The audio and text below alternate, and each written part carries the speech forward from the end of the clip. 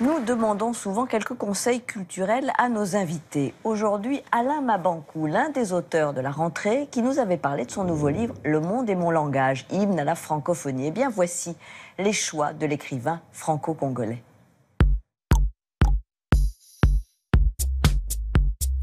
Le film de mon ami Michel Blanc, Un petit boulot. À la fermeture de l'usine, c'est devenu de plus en plus difficile. Les gens avaient de moins en moins de pognon dans le coin. On était prêts à prendre tout ce qui se présentait. Tu veux que tu tues ma femme? Pourquoi moi? Parce que je t'aime bien. T'aimes les pâtes? Ça dépend de la sauce.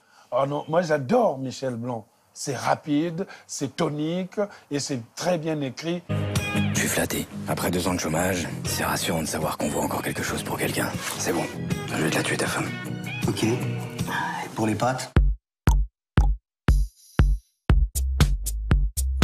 C'est Repose-toi sur moi de Serge Joncour. Dans ce dernier livre, vous avez pratiquement l'explication de la déliquescence du monde en partant d'un petit détail qui va déclencher tout.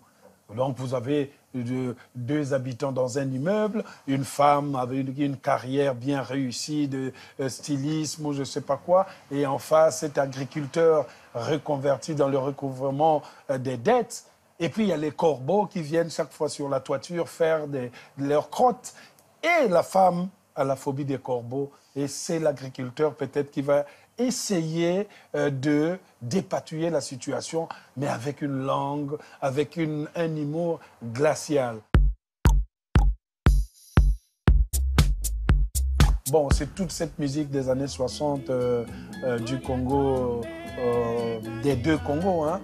Notamment on a la célèbre chanson Indépendance Tcha-Tcha du Grand Calais. Indépendance Tcha-Tcha, Tozuliye, Moti Kwanza, Tcha-Tcha, Tubakini. Les Africains dans les années 60 étaient heureux de la libération du colonialisme, mais ils ne savaient pas que quelques kilomètres plus tard, à partir des années 70, ce serait l'installation des dictateurs qui ont gaspillé le visage de l'Afrique. Certains sont encore là et c'est bien dommage.